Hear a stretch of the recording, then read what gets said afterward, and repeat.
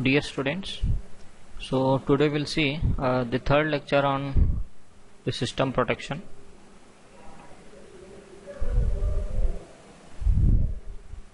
So here in this lecture we are going to discuss the implementation of access matrix. So in the previous lecture we saw what exactly the access matrix is, and actually access matrix is a way by which you can store the access rights pertaining to the corresponding objects for the users which are the members of the certain domains. So in that we saw in the access matrix the rows represents the domains and the columns represents the objects, and an entity corresponding to row and domain will indicate the member of access matrix will indicate the operation that a user in the domain can perform on the corresponding object. So here we'll see the implementation of access matrix, that is we'll see the different methods, the possible methods of implementing the access matrix. So the first method is global table here. So the global table means, so this is the simplest implementation of the access matrix, which is consisting of a set of ordered triples, that is domain, object and right set.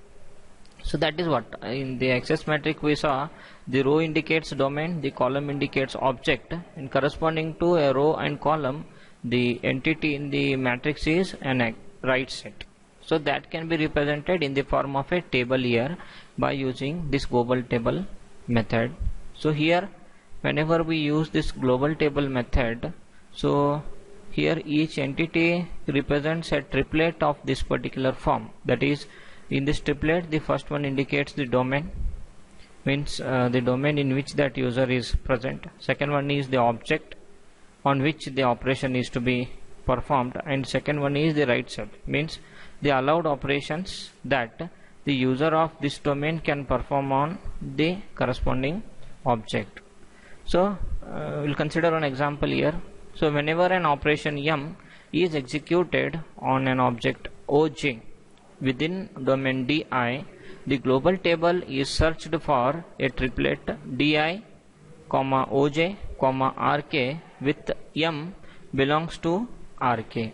So here as we saw, this DI indicates a domain, that is DI, OJ indicates an object, that is OJ, and RK, this is nothing but one of the operation that belongs to that is what here M belongs to RK, means here it is one of the operation, and you can consider this itself is a particular allowed operation that can be performed on object OJ by a user or the process that is present in the domain DI.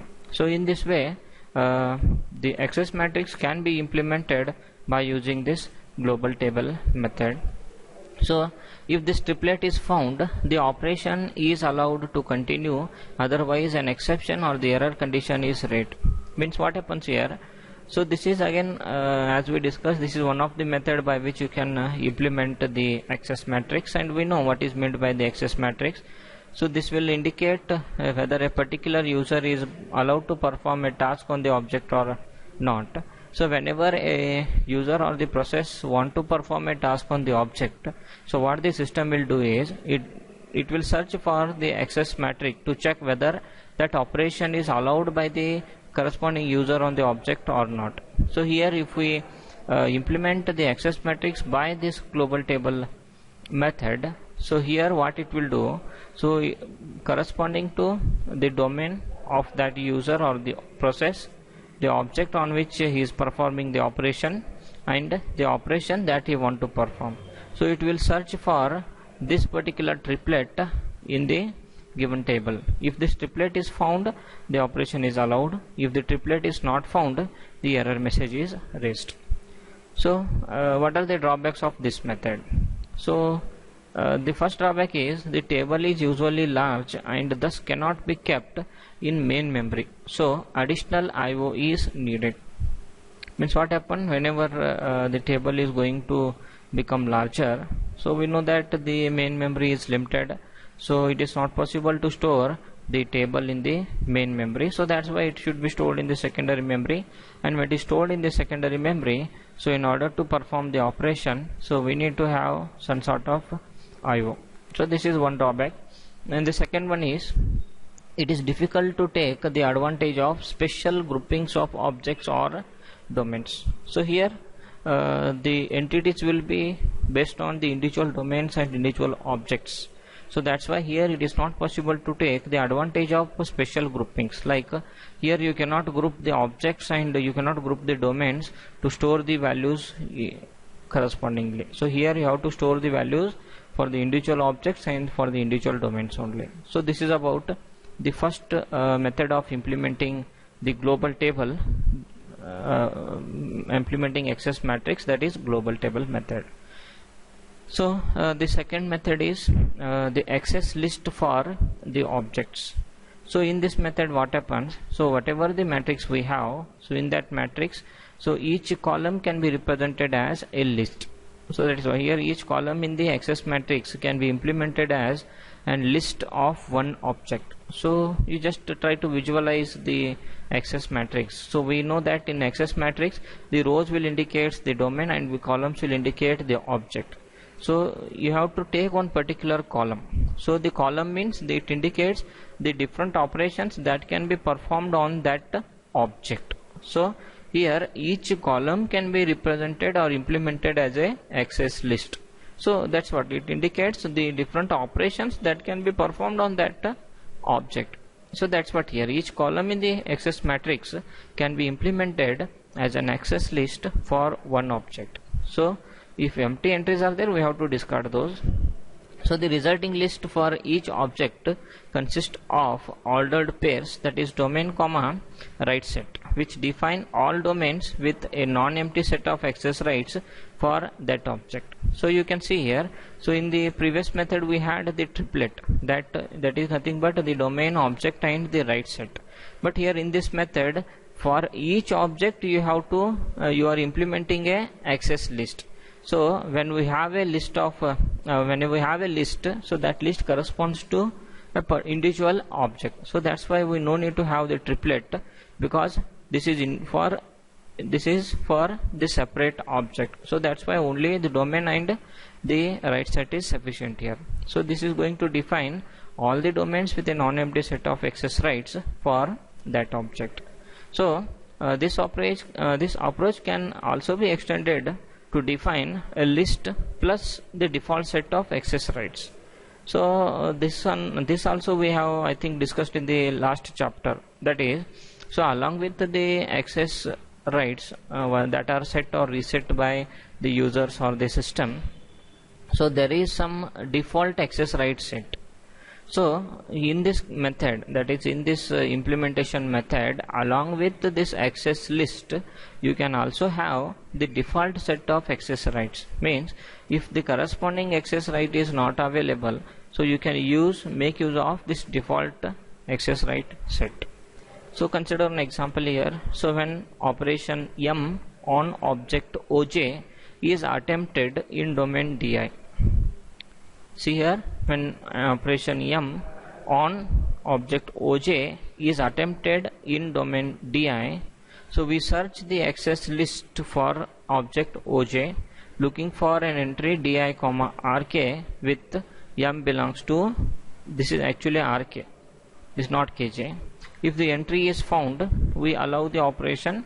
If it is not, we check the default set. So that's what here by this discussion we came to know that here we'll be having the ordered pairs, that is domain comma right set for every object. So whenever an operation M is to be performed on OJ, where which belongs to where the domain is DI.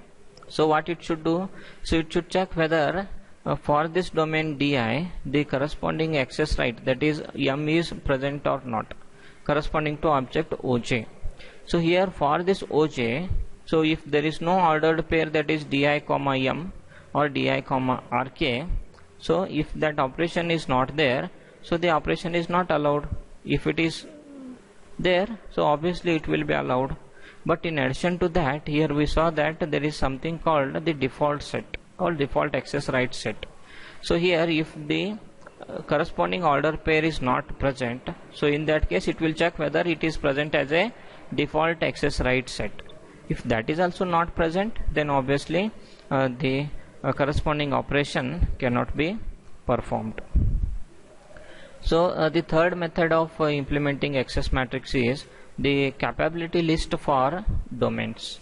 So we saw that in the previous method, that is in access list method, so corresponding to each object we have implemented that in the form of a list.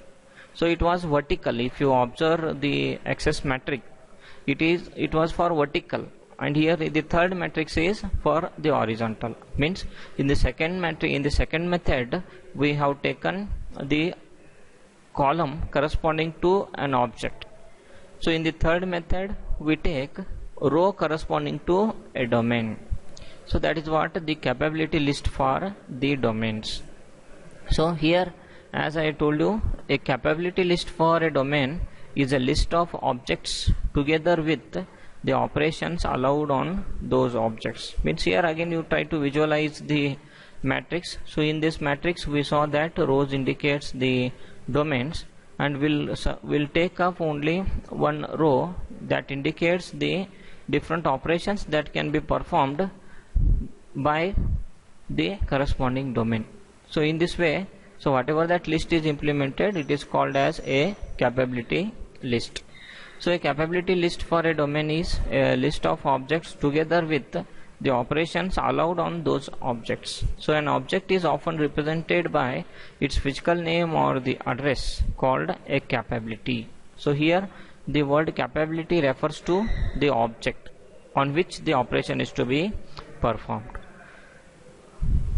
So to execute operation M on object OJ, the process executes the operation M specifying the capability for the object OJ as a parameter. Simple possession is of the capability means that the access is allowed. Again the same thing. So whenever an operation M is to be performed on OJ, so here you can see the domain is not given because each access list is corresponding to a particular domain.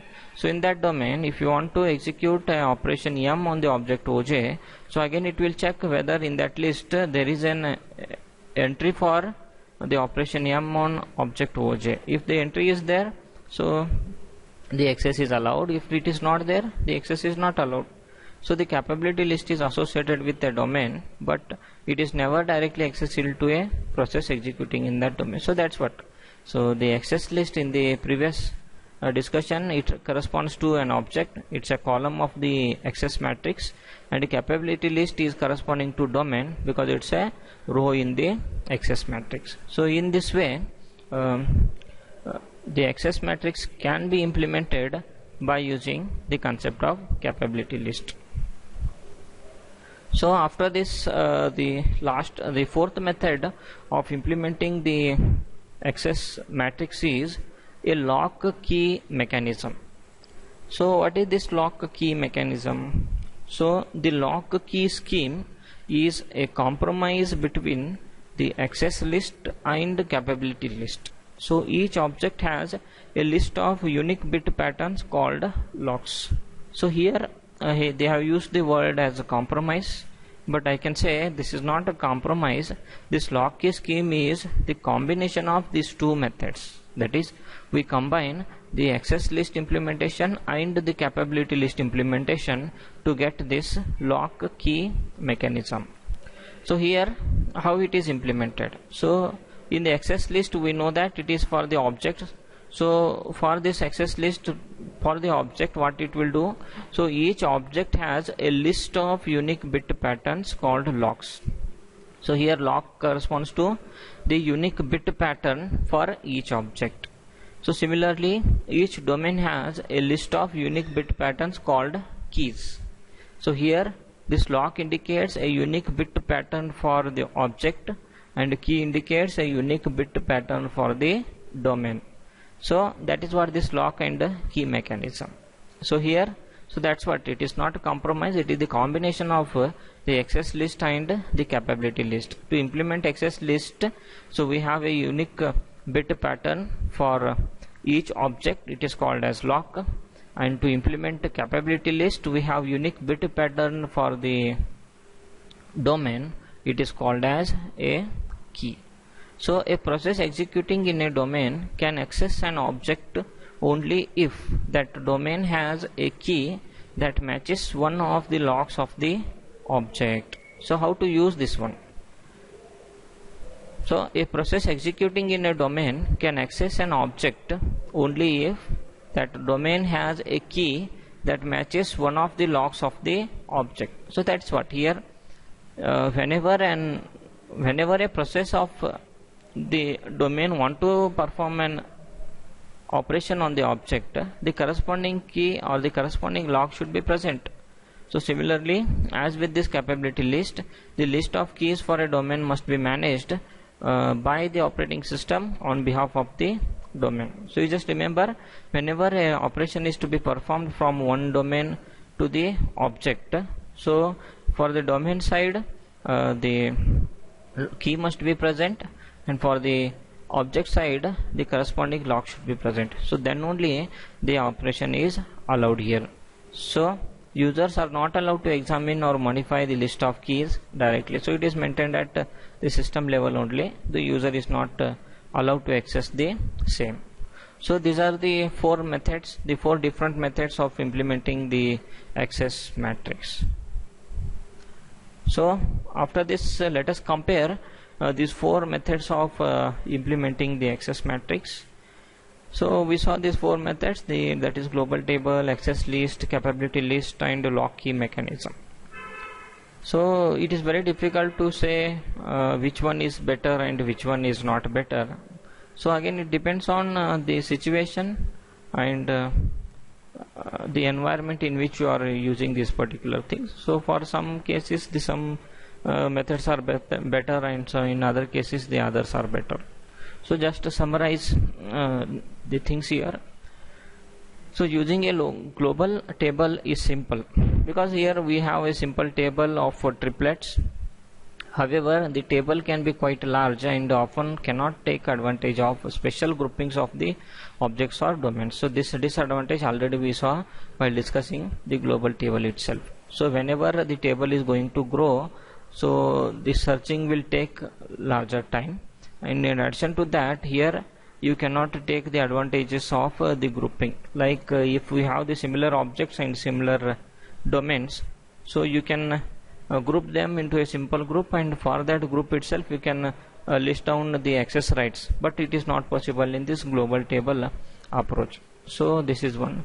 The second one is access list. So access list correspond directly to the needs of the users. So here we saw that for a particular object, the whatever the access rights are there, these are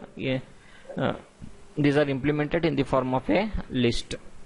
So when a user creates an object, so he can specify which domains can access the object as well as the operations allowed.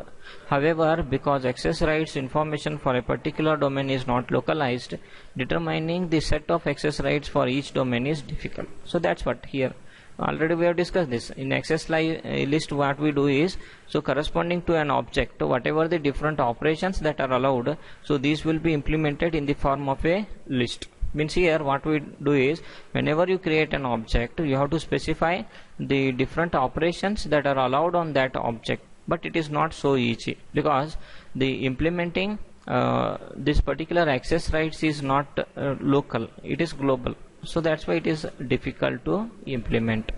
The third one, that is capability list, do not correspond directly to the needs of users. They are useful, however, for localizing information for a given process.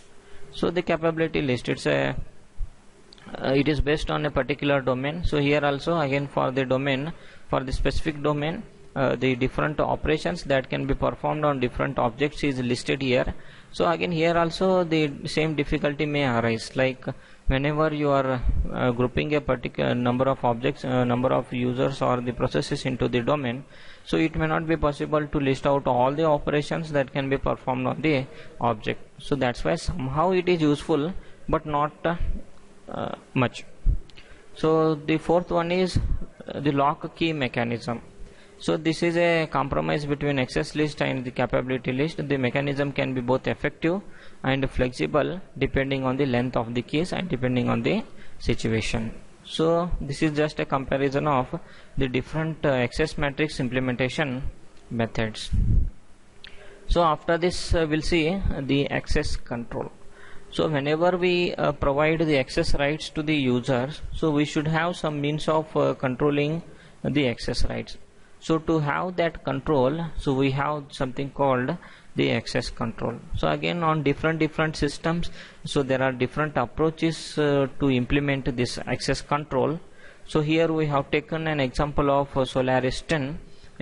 On Solaris 10, so this access control is implemented as role-based access control. So the same thing is true for the same approach is implemented on Unix operating system also, on Unix also. Like the role-based access control means, so first we'll read out this and after that we'll explain. To implement least privileges. So privilege is right to execute system call or use an option within a system call, can be assigned to the processes and users assigned roles granting access to privileges and programs. So here role-based access control means, so whenever we have the number of users on the system, so you can define certain roles and you can assign the access rights to a particular role itself. So again, whenever a user want to perform an operation, so the system is going to check what is the role of that particular user. So corresponding to that, if that role is having that access permission, so he will be allowed. If he is not having, so it will not be allowed. So the possible roles may be, on Unix we have the super user role, the normal user role, the guest user role, and so on. Super user will be having the almost all the access. So whatever the operations that can be performed, all can be performed by the super user. But for the normal user, so the limited, just to use that particular system, and to some extent if required some system level access is provided. But if the user is a guest role or he is like a guest, so he will not be allowed to modify any content. He will be at max, he will be just allowed to read the content, that's all. So this is how the access control, the role based access control, can be implemented by using the least privilege. So that's what here the access control, as I told you, here the user is be having a role, and for this role the different privileges will be there. So whenever a user want to perform the operation, the system will check what is the role of that user, and correspondingly it will check whether the operation is provided for that role or not. So in this way, this role based access control can be implemented in Solaris 10. So after this the next discussion is the revocation of the access rights. So we saw what is meant by the access right, how to represent that by using access matrix, how to implement the access matrix. So after that we saw how to implement the access control to control the access rights provided for the users. So after that the next discussion is revocation of access rights. Revocation means taking back the access right. So that's what we saw. Whenever we provide a particular access right to the user can perform that particular operation on the corresponding object. But in some cases that access right is to be taken back. So whenever you take back that access right, so again there are some questions that are to be answered. Like here I have listed some, that is immediate versus delayed. Immediate versus delayed means, so whenever you want to revoke, that is you want to take off the access right, whether that access right is to be taken off immediately or after some time. So this is one question. The second one is selective versus general. Selective means what happens here, whenever a particular let us consider the write operation. So if you want to revoke the write operation, so let us consider you have the group of users. So here the question comes, so whether that right is to be taken off for a particular user or for the all users in that group. So again, that is selective versus general. So next one is partial versus total. Partial means incomplete and total means complete. So again here, whenever an access right is to be taken off, so whether that access right is to be completely taken back or it should be taken back partially. So the last one is temporary versus permanent. So temporary versus permanent means whenever you take back a particular access right, so temporarily is to be taken back or the permanently it should be taken back. Temporarily means you can if in order to increase the system performance or to improve the system performance and all, so you may take off some access rights from the users temporarily, so that the user cannot perform those those operations which will cause the system to be engaged. So in other case, if you want to take back that operation permanently, so that is also possible. So until you grant that access will be taken off from the corresponding user. So in this way again there are different ways by which you have to consider these things. So again the next comes is how whenever we revoke this particular access right, so how it should be done. So if we have implemented the access matrix through the access list, so the delete access rights from the access list. So simple or immediate means here this is simple. So access list means a list will be there. So whenever you want to delete revoke an access right, you have to search for that access right and that is to be deleted. So it is immediate, simple, and it is immediate also. But when it comes for the capability list, so here it is little bit complex, because in capability list method what is done is, so you have taken you have listed the number of operations for a particular object. So that's why in this case, in this scheme, required to locate capability in the system before capability can be revoked. So again here we have something that is reacquisition, back pointers, indirection and keys. So here reacquisition means what happens, so periodically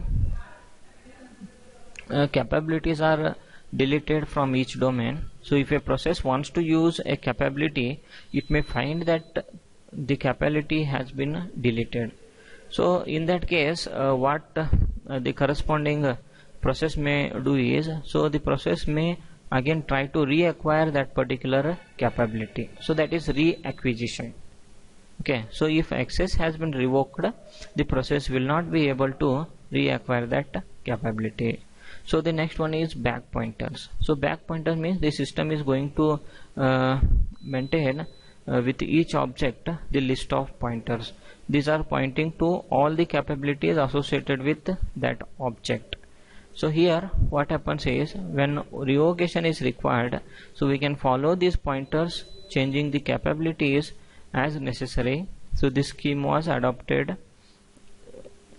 popularly. So the next one is indirection. So sometimes the capabilities point indirectly, means you cannot find the direct pointing, but indirectly this will be pointed. So in this case also it should be possible for removal of such rights, access rights also. So here in this case what happens is, so when we implement the revocation by searching the global table for the desired entry and deleting it, then when an access is attempted, the capability is found to point to an illegal table entry, because see indirectly it was pointing. So whenever you remove that entry, so it will be like pointing to an entry which is not present. So after that the last one is keys. So we know that key is nothing but a unique bit pattern, as we saw in the lock and key method. So here this key is associated with the capability, that is for the domain, and if this key is created, and it can be neither modified or inspected by the process owning the capability. So in turn the master key is associated with each object, so it can be defined or replaced with the set key operation. So in this case again we have to consider these things. So whenever we revoke the access rights from the access matrix which is implemented in the form of a capability list. So after this, the last point of this chapter is a capability based system. So here I am just going to glance the important points. So do you have to read these things thoroughly? The lot of explanation is given in the textbook. So here we have taken actually they have given two example systems. The one is Hydra and another one is Cambridge CAP system. So here what happens is, in Hydra we have a fixed set of access rights known to and interpreted by the system, and interpretation of user defined rights performed solely by user's program. So system provides access protection for use of these rights. Means here on this Hydra system they have used the set of access rights, fixed set of access rights known to and interpreted by the system. So here interpretation of user defined rights performed solely by the user's program. System provides access protection also for the use of these particular rights. So this is just some points from this system, that is Hydra. So in detail you just go through this content. So after this the next one is Cambridge CAP system. So in this Cambridge CAP system, again the two important things are the data capability and the software capability. So here in detail we saw the capability as a particular domain, but here we have again in this case we have separate terms for this, that is data capability and the software capability. So in data capability provides a standard read, write, execute of individual storage segments associated with the object, whereas in software capability the interpretation left to the subsystem through its protected procedures. And here data capability means it is going to provide these simple operations like read, write, execute on the storage segments. Okay, but here in software capability the interpretation is left to the subsystem, means it is implemented at the subsystem level through the protected procedures. Again, for interpreting these at the subsystem level, it has implemented some procedures that are protected, means these are accessible only at the system level. The user cannot directly access or change these particular content, the content of these particular subroutines or the procedures. So in this way this particular access matrix and the corresponding things can be implemented on these two systems. So as I told you, here I have just discussed these two systems in just in brief. So the more content is given in the textbook, you have to just read these things thoroughly. So with this we complete the chapter number 14 of module 5. So as we saw at the beginning only, the module 5 consists of 3 chapters. So out of those 2 chapters we have completed, and in the next lecture we'll start the next chapter, that is the last chapter of this module 5. Thank you.